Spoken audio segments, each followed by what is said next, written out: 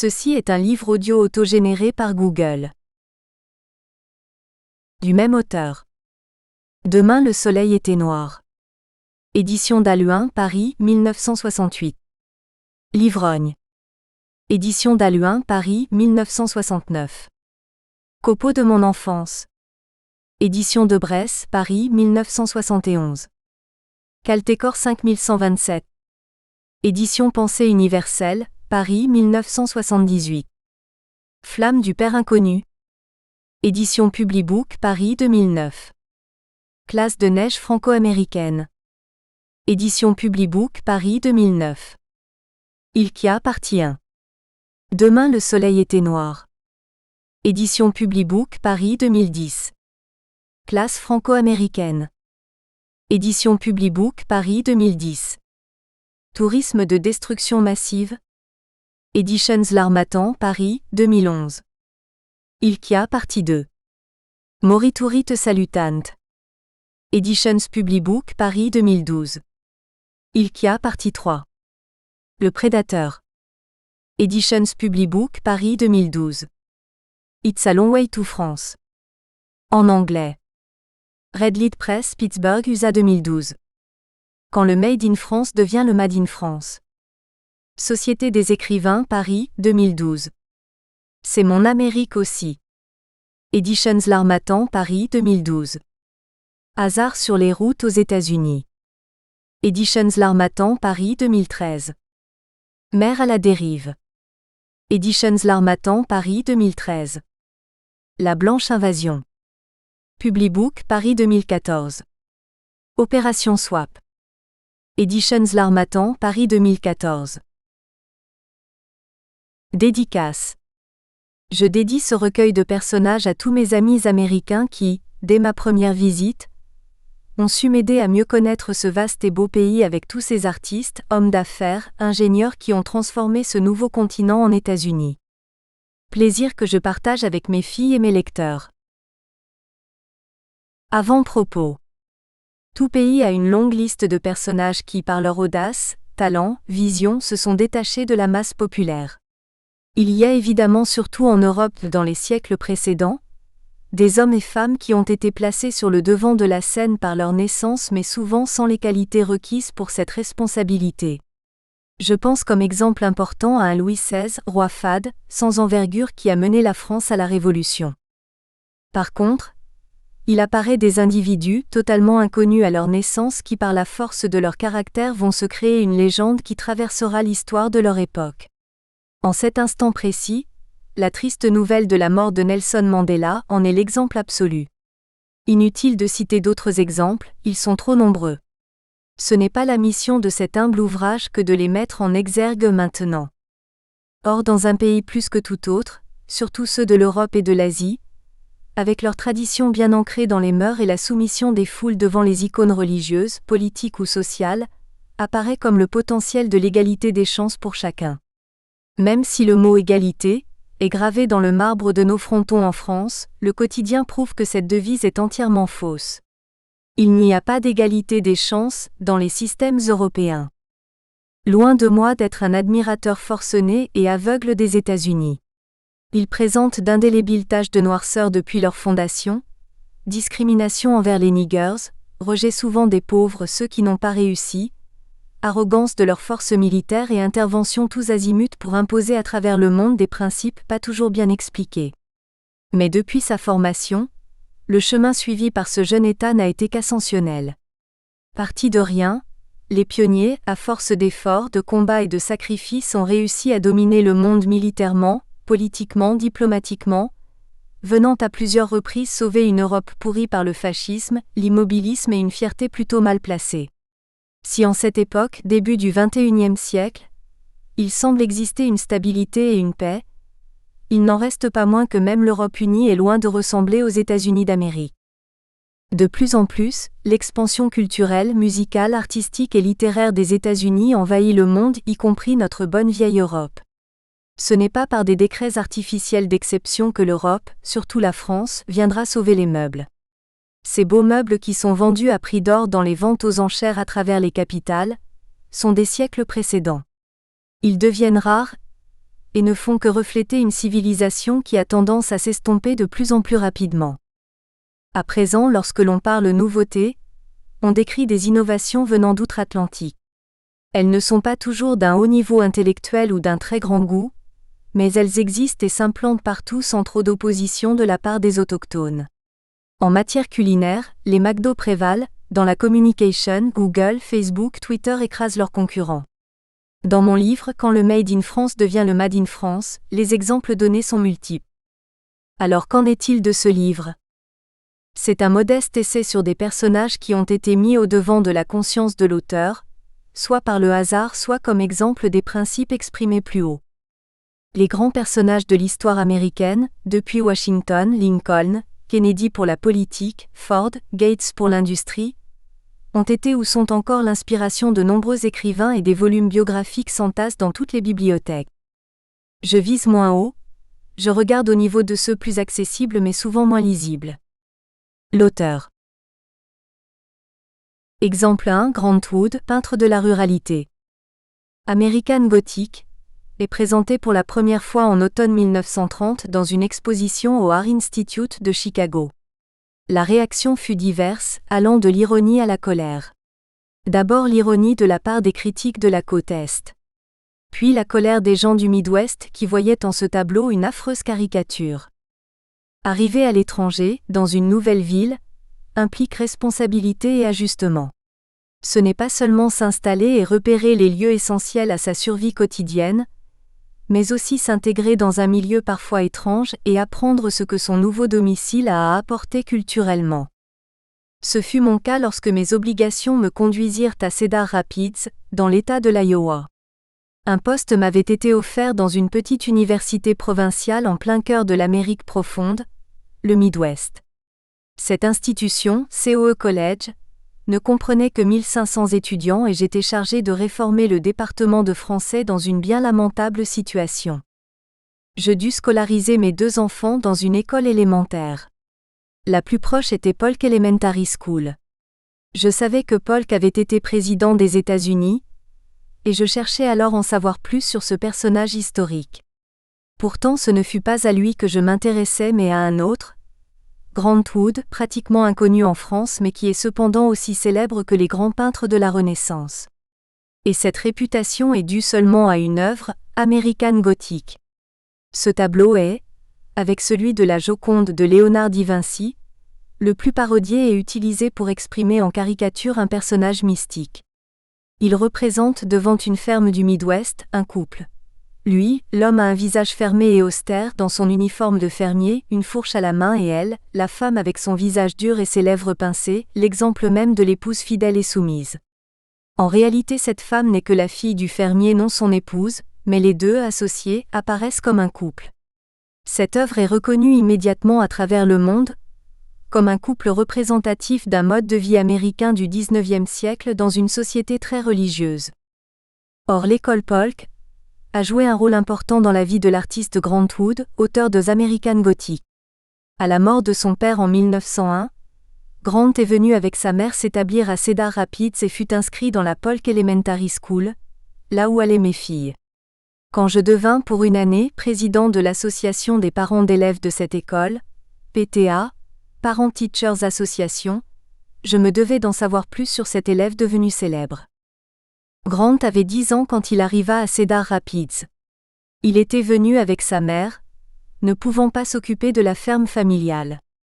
Le travail de la terre n'était pas pour lui.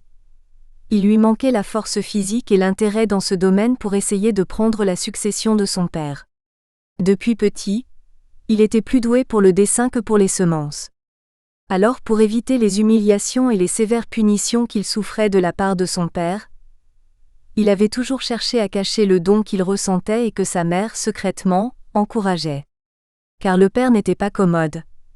Grand, fort, têtu, guidé par une conviction religieuse infaillible, il considérait l'art sous toutes ses formes comme une faiblesse pour un garçon, une occupation féminine qu'il ne voulait chez aucun de ses 3 fils. Dans une pièce que Grant écrivit plus tard, un dialogue s'instaure entre un père et un fils. Être artiste pour un homme, c'est comme s'il faisait du crochet. C'est pour les femmes. Alors le petit Grant, dès que son père était parti dans les champs, se glissait sous la table de la cuisine, bien dissimulé par la nappe, et se livrait à sa passion, le dessin. Sa mère lui avait indiqué cette cachette, sachant qu'il lui aurait été difficile de s'installer ailleurs à l'abri. Le père, comme beaucoup dans cette région, était Quaker, religion très stricte, aux règles rigoureuses basées sur le dur travail de la terre. Son père possédait une ferme de 80 hectares qui suffisait à nourrir sa famille de 4 enfants, 3 garçons dont Grant était le deuxième et une fille née très tard, Nan. Francis, plus connu par son second prénom, Malville, avait la réputation d'un excellent fermier et homme d'affaires solide qui connaissait bien son métier. Il élevait ses fils dans la droiture des Quakers, sans trop d'affection, sans compromission, sans compassion. Grant dira plus tard de lui qu'il était sans cœur, et qu'il n'avait pas connu de vraie famille avec son père. Ce fut l'arrivée de sa sœur qui le rapprocha de ses parents. Pourtant sa mère, qui se sentait souvent délaissée par son mari, s'attacha beaucoup à ce petit garçon plein de sensibilité. Cependant, fait très rare à l'époque, son père n'était pas sans éducation puisqu'il avait passé 2 ans à étudier dans une université. Mais ses convictions religieuses inculquées par des parents Quakers dominaient son caractère et sa vie. Né en 1891, la veille de la Saint-Valentin, ce qui quelquefois lui faisait ajouter des chérubins dans ses œuvres, l'enfant reçut le prénom de Grant du général Ulysses Grant, héros de la guerre civile qui venait de se terminer. Cette tradition à l'époque voulait ainsi honorer un militaire et homme politique, mais aussi transmettre à l'enfant ses qualités de courage et de confiance. Mais le petit Grant ne bénéficia nullement de ce mythe. À Cedar Rapids, une première reconnaissance de son talent fut donnée par ses professeurs. Son professeur de dessin l'aida même à manquer des cours pour qu'il consacre son temps à son art. Au lycée Washington High School, que mes filles fréquentèrent, partout est affiché le nom de Grant Wood. Il était bon élève et avait illustré par un portrait de lui-même le yearbook, catalogue qui résume les activités de l'année. Ouvertement, sans contrainte, Grant va se livrer à sa passion, le dessin et la peinture. Sa première exposition eut lieu en 1919 dans un grand magasin qui existait encore en 1965, Killian au centre-ville. Il y présenta 23 tableaux qui représentaient des paysages bucoliques, des bâtiments ruraux, des champs et des bosquets. L'accueil pour ce jeune artiste fut chaleureux de la part des habitants de la ville, mais resta un événement local. En 1919, il accepta un poste de professeur d'art à l'école McKinley Junior High School, collège que fréquentèrent mes filles. Mais l'Iowa lui semblait trop étroit pour son talent. Alors il décida de partir à Paris, contrairement à mon trajet qui avait été de quitter Paris pour Cedar Rapids. Chacun alors cherchait sans doute quelque chose de différent. Dans ses mémoires, Grant explique « I decided I must leave the Bible Belt at once and go to Paris for freedom. » J'ai décidé de quitter la ceinture de la Bible, immédiatement pour aller à Paris pour trouver la liberté. Moi, au contraire, j'avais quitté la France pour les États-Unis en 1959 pour trouver une liberté compromise par la guerre d'Algérie.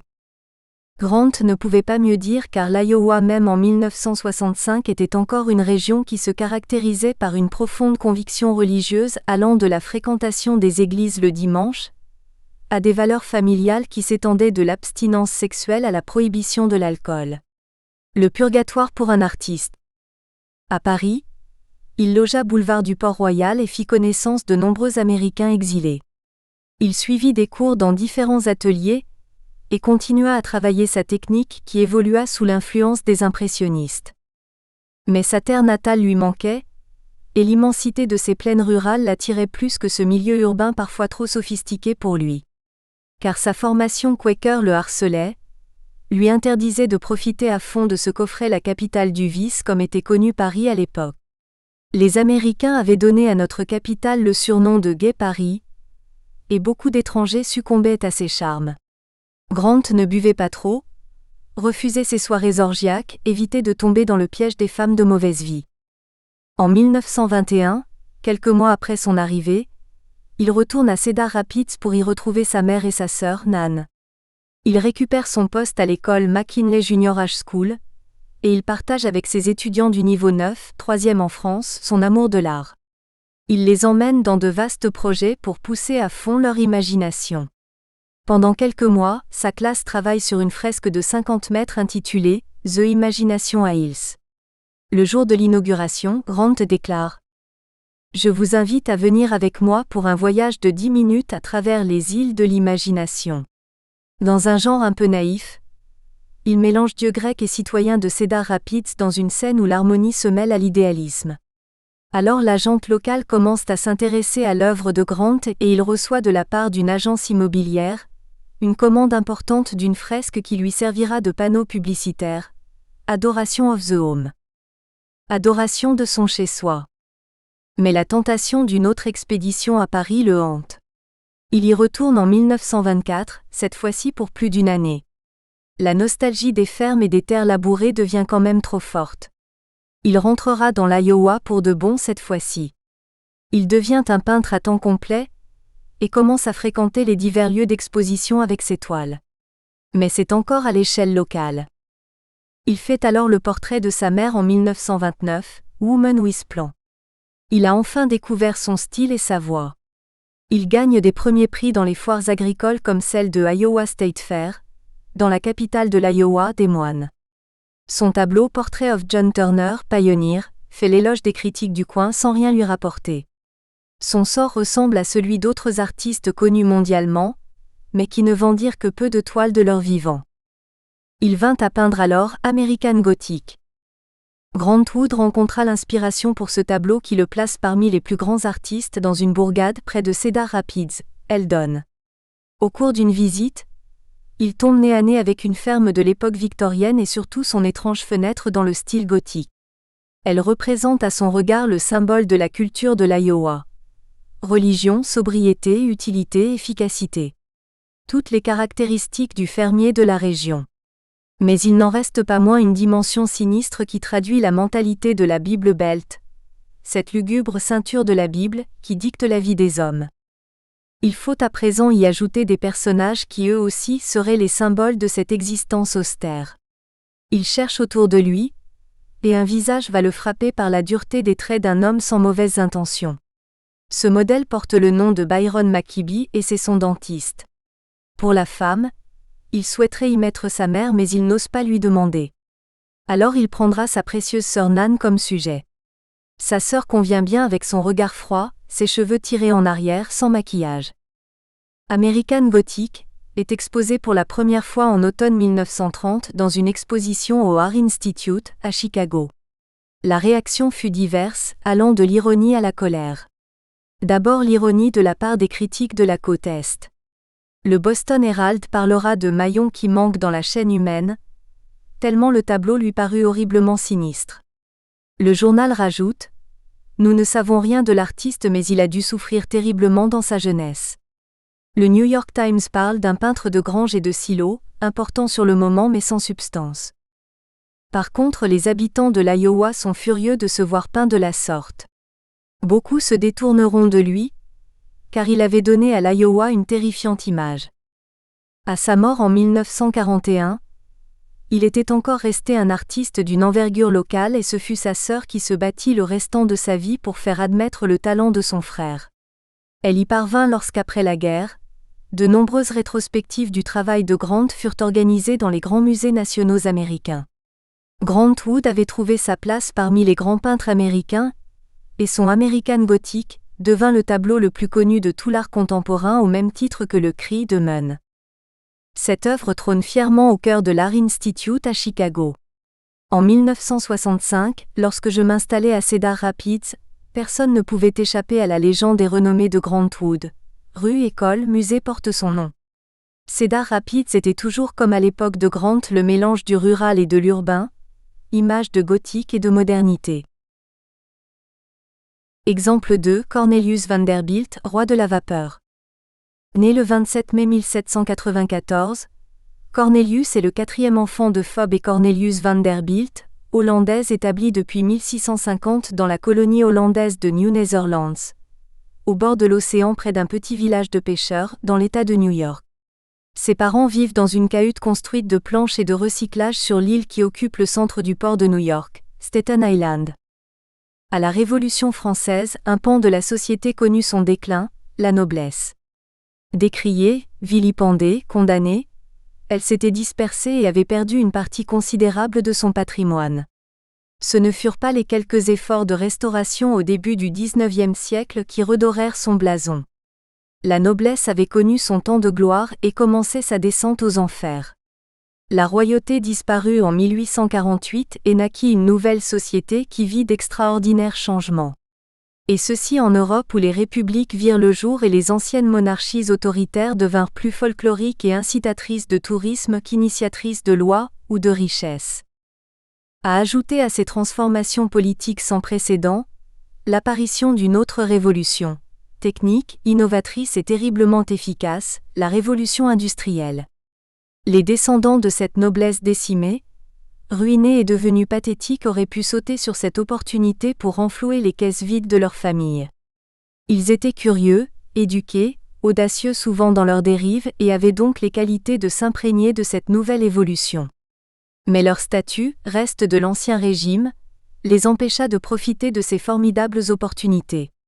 Le commerce et l'industrie leur apparaissaient comme des activités indignes de leur niveau social. Alors cette porte ouverte vers de nouvelles richesses ne s'ouvrit que pour les roturiers et les mécréants. Par contre, de l'autre côté de l'Atlantique, se construisait un nouveau pays hostile à tout ce qui venait de la vieille Europe. Pas de titre de noblesse, égalité des chances pour tous et conquête d'un monde vierge, à part les Indiens, de toute population donc accessible aux nouveaux immigrants. Ceux qui partirent à la conquête du nouveau continent étaient des hommes de peu d'éducation, mais motivés par des envies féroces de faire fortune. L'un d'eux, et ce fut le plus terrible de tous, s'appelait Cornelius Vanderbilt. Nous espérons que vous avez apprécié cet aperçu. Pour continuer à écouter ce livre audio sur Google Play Livres, utilisez le lien dans la description de la vidéo.